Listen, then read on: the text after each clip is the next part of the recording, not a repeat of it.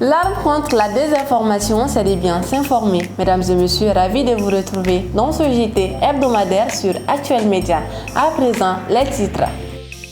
La première session d'information, de sensibilisation et de plaidoyer sur les manuscrits anciens à l'endroit des institutions et des décideurs a eu lieu au Conseil économique, social, environnemental et culturel. Nous y reviendrons dans ce journal. Les Aigles du Mali ont battu l'Afrique du Sud dans leur premier match de la CAN 2023. Quelle réaction de la part de la population malienne a aussi retrouvé dans un instant. Mesdames et messieurs, encore une fois de plus, bienvenue dans ce JT hebdomadaire. Comme annoncé dans les titres, les manuscrits anciens font partie de notre patrimoine culturel et historique. C'est dans ce sens que l'UNESCO a procédé le mercredi 17 janvier 2023 à la première session d'information, de sensibilisation et de plaidoyer sur les manuscrits anciens à l'endroit des institutions et des décideurs au Conseil économique, social, environnemental et culturel. L'équipe Actuel Média était présente au lancement officiel de cette campagne. Plus de détails dans ce compte-rendu de Abdoulaye Maïga.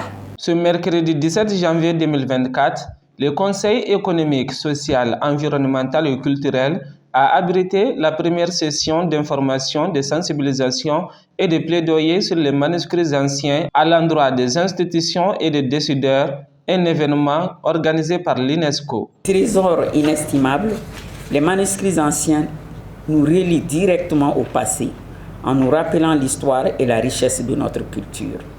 Ils sont les témoins silencieux de civilisations anciennes, de philosophie, de sciences, de grandes œuvres littéraires et j'en passe. Chaque manuscrit ancien est une fenêtre, une ouverture sur une époque révolue, une invitation à découvrir et à comprendre notre héritage culturel. À travers le système éducatif, on essaie toujours de nous faire comprendre ou croire que l'Africain n'avait pas écrit. On essaie toujours de nous faire comprendre et croire que l'Africain n'avait pas d'histoire. Et donc quand nous arrivons à démontrer concrètement avec des éléments qui sont des témoins de l'histoire, vous ne savez pas l'effet que ça génère en nous. L'effet, ça sera peut-être ce témoignage de l'ancien président sud-africain Thabo Mbeki, qui, quand il a appris qu'il existait des manuscrits dans l'Afrique subsaharienne, en particulier à Tombouctou au Mali, il a dépêché une délégation pour s'en acquérir et il a même contribué financièrement pour renforcer donc la sauvegarde et dont nous savons qui est le siège donc de l'IERI. Que ce soit dans le système éducatif, économique et culturel, la préservation des manuscrits anciens de notre pays joue un rôle primordial. Les manuscrits du Mali demeurent un trésor d'une valeur inestimable qu'il faudra préserver, conserver, exploiter, sauvegarder et promouvoir pour l'avenir de notre pays. Aussi, faut-il les rappeler, ces manuscrits anciens du Mali forment un ensemble de plusieurs centaines de milliers de documents, dont les plus anciens remontent au XIe siècle. Ils rassemblent aussi bien des traités savants que des textes religieux ou des documents commerciaux. L'UNESCO est aussi engagée, pas seulement pour le Mali, mais aussi que le Mali puisse prendre conscience du devoir continental qu'ils détiennent, parce que ces manuscrits, c'est un témoignage pour chaque enfant africain de savoir que oui, l'Afrique a contribué dans le développement des civilisations à travers le monde et que ces manuscrits sont ces témoignages qui le prouvent et qui l'attestent. Monsieur le Président, chers invités, il est urgent de protéger ces trésors car ils sont menacés par le temps, les intempéries, les effets de l'homme, les dégradations, etc. La sauvegarde des manuscrits anciens est un enjeu majeur pour nous tous. Elle permettra de préserver ce patrimoine culturel si glorieux pour les générations futures et contribuera ainsi au développement du Mali. Pour bien préserver les manuscrits anciens qui reflètent notre histoire, l'implication des autorités maliennes et certaines structures est demandée. C'est pourquoi l'UNESCO a jugé nécessaire de remplir sa part de responsabilité. La connaissance de ces documents, leur importance et la nécessité de leur sauvegarde doit faire l'objet d'une attention particulière. En outre, elle demeure pour nous un défi qu'il faut relever avec le soutien des populations, des autorités et des partenaires au développement. Le vice-président du Conseil, en la personne donc M. Daffé et son équipe qui avaient sollicité cette collaboration avec l'UNESCO. Nous matérialisons aujourd'hui ce début de collaboration à travers cette session que vous recevez donc ce matin, qui a pour but donc pour outiller et mettre à votre disposition des informations utiles et nécessaires permettant donc de mieux appréhender les manuscrits anciens en termes de leur potentielle contribution au développement socio-économique, culturel et scientifique et même durable au Mali. Nous nous investissons à travers des actions concrètes auprès des hautes autorités pour mener un véritable plaidoyer pour la réussite de ces projets qui, par le biais de l'information et la sensibilisation, va permettre à de nombreux Maliens, jeunes, femmes, élèves, étudiants, chercheurs, d'être mis imprégnés de l'existence de ces manuscrits, de leur contenu et de leur importance pour le Mali, l'Afrique et le monde entier. La conférence de lancement de cette première session d'information, de sensibilisation et de plaidoyer sur les manuscrits anciens à l'endroit des institutions et des décideurs a été marquée par la présence des hommes de culture, des hommes de médias et des membres des structures concernées. C'était le compte rendu de Abdoulaye Maïga au compte de Actuel Média. Transmis de génération en génération, le cousinage à plaisanterie est un outil de réconciliation et de pacification qui favorise la cohésion et la stabilité des familles, des groupes ethniques et des communautés au Mali. Dans notre pays, le cousinage à plaisanterie occupe une place importante connue par tous. Pour savoir davantage sur cette pratique sociétale, regardons ensemble le reportage de Aïché Kida. Communément appelé le Sinanguya au Mali, le cousinage à plaisanterie est une pratique ancestrale dont l'origine remonte à plusieurs décennies. Il occupe une place importante dans la culture malienne car il permet de bâtir une seule identité culturelle mais surtout durable. Chez nous au Mali, le cousinage à plaisanterie est l'un des piliers du fondement de l'humanité. Dans la charte de Kourouganfouga, le cousinage à plaisanterie y figure. Peu importe le degré de ta colère, ton cousin à plaisanterie est le seul à pouvoir te calmer. Le cousinage à plaisanterie consolide la cohésion sociale, l'attente, la quiétude entre les communautés. Ce cousinage à plaisanterie est une pratique qui vise à maintenir la paix et la cohésion sociale. Le cousinage à plaisanterie fait partie des pratiques pouvant rendre le Mali meilleur. Même à l'heure actuelle, le problème que traverse le Mali, le cousinage à plaisanterie y joue un grand rôle. Car la plupart du temps, ce sont les ethnies qui font des conflits. L'importance du cousinage à plaisanterie est que ça résout finalement les conflits entre les cousins. Par exemple, lorsqu'il y a un différend entre deux personnes, seul le cousin de l'un d'entre eux peut parvenir à régler ces différends.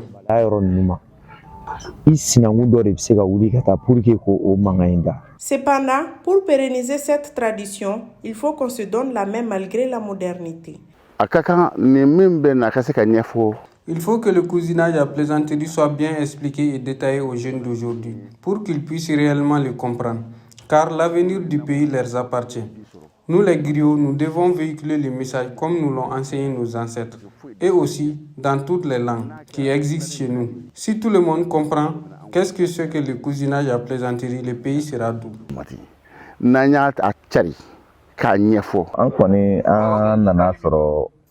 On est venu trouver que le cousinage à plaisanterie existe déjà, raison pour laquelle il y a la paix au Mali. C'est ce qui fait la différence entre le Mali et les autres pays. Nous, nos Sinangou, c'est les Keïta. Il nous suffit juste d'intervenir dans un conflit les concernant et ils se calmeront.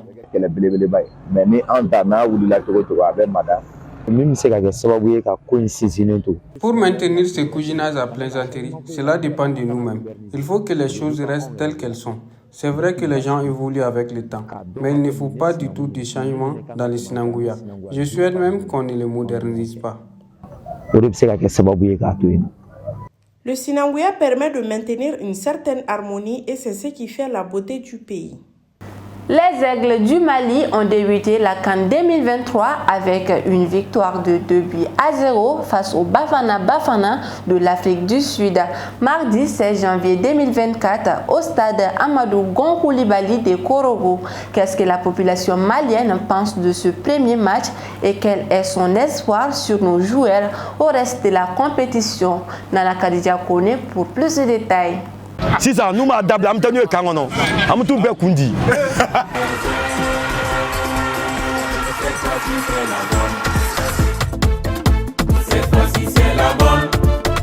Pas de surprise cette fois-ci, les Aigles du Mali ont bien débuté cette Coupe d'Afrique des Nations CAN 2023 par une victoire de 2-0 contre les Bafana Bafana de l'Afrique du Sud. Après une première période maîtrisée par les joueurs sud-africains, les hommes d'Éric Sédouchel ont haussé le ton à la deuxième période. La plupart de la population malienne s'est réjouie de cette première victoire des Aigles du Mali.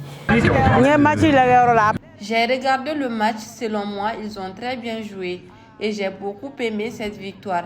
Je me suis maquillée à la malienne pour nos Aigles. Même pour le penalty, certains avaient eu peur, mais je leur ai dit qu'on allait gagner ce match et on l'a fait. Vraiment, on s'est réjoui de cette victoire. Tu me vois avec mes maquillages de la couleur et je ne vais pas les enlever. Raison pour laquelle je ne me suis même pas lavée. Tant qu'ils ne nous ont pas amené la coupe au Kilenu, je resterai ainsi. On ne va même pas manger maintenant et j'en suis sûre qu'ils vont nous honorer aussi.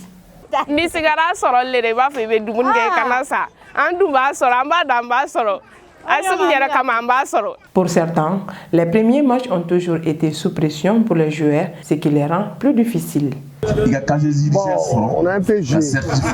Malgré notre victoire, je trouve qu'ils n'ont pas assez joué. Ensuite, les matchs étaient trop serrés. Et les premiers matchs sont toujours comme ça. Parce que le Mali est une équipe favorite. Donc ce n'est pas facile de jouer avec une équipe secondaire. Ils sont bien offensivement et même défensivement aussi. Mais c'est la vivacité qui leur manque beaucoup. Pourtant, nous avons des joueurs qui peuvent créer de la différence. Mais tout dépend des consignes de l'entraîneur.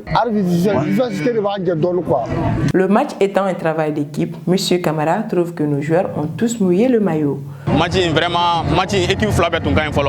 Bon, je pense que les deux équipes étaient toutes impeccables. À la première mi-temps, au milieu, Yves Bissouma était un peu fatigué. Mais heureusement, l'entraîneur a fait des changements à temps. Et les choses se sont améliorées. Ensuite, on a marqué 2 buts.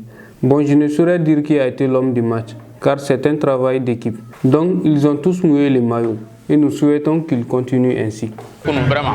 Donc il faut qu'ils continuent comme ça.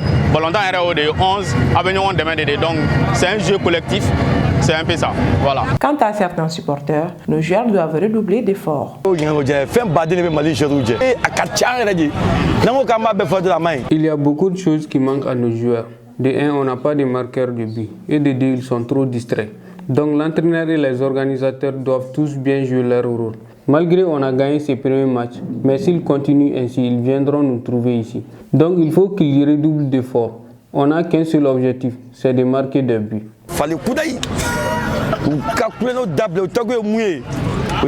En plus de ces supporters, le premier bet a aussi permis de faire la promotion de leurs produits. Les grands gens qui sont en fait du football là, parce qu'il y a une société de jeux paris sportifs Mali là, En tant que société de jeux de paris sportifs, chaque année nous mettons des écrans géants en place pour que nos clients puissent avoir des matchs facilement. Et nous le faisons avec nos propres fonds. Et puis c'est en plein air, donc c'est gratuit. Et ça nous permet aussi de faire la promotion de nos produits et l'expliquer aux nouveaux clients aussi. Voilà. Et puis ensuite,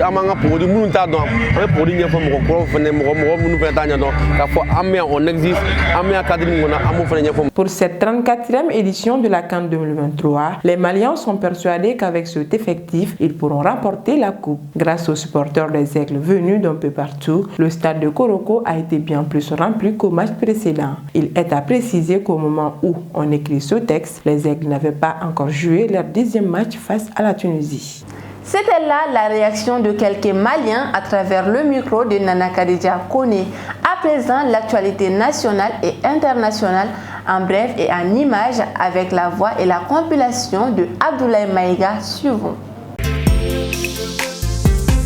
Dans l'actualité nationale, le Premier ministre de la Transition, Dr Choguel Kokalamega, a reçu le jeudi 18 janvier une délégation du Fonds Qatari pour le développement.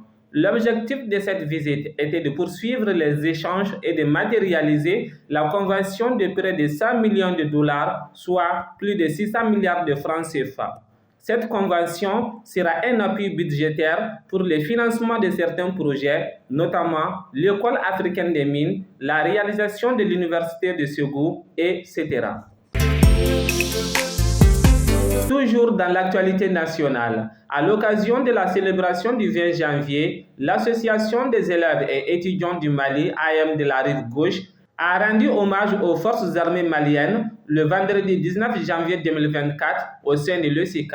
Cette première édition d'un vibrant hommage de l'AM à l'endroit des forces de défense et de sécurité a été marquée par des conférences débats, des sketchs, de la chorégraphie, etc. Pour la clôture de cet événement, l'AM de la rive gauche a prévu un don de sang gratuit à l'endroit uniquement des femmes, respectivement le 25 janvier au lycée Ba Aminata Diallo, le 9 février au lycée Askia et le 23 février au lycée La Lumière. Dans l'actualité internationale, plusieurs plaintes pénales ont été déposées en Suisse contre le président israélien, selon une annonce faite le vendredi 19 janvier 2024 par le bureau du procureur général, alors qu'il participe au Forum économique mondial à Davos. Les personnes plaignantes ont exigé la mise en place d'une procédure pénale approfondie en Suisse contre le président israélien pour génocide et crimes contre l'humanité. Toujours dans l'actualité internationale, l'Italie est disposée à envoyer des casques bleus italiens dans la bande de Gaza pour ramener la stabilité dans le lieu. Selon le ministre italien des Affaires étrangères, l'Italie est prête à envoyer son personnel militaire en tant que casque bleu de l'ONU si une mission de paix est nécessaire à Gaza. Mesdames et messieurs, c'était tout ce qu'il fallait retenir dans ce JT hebdomadaire. Très bonne suite de programme sur Actuel Média.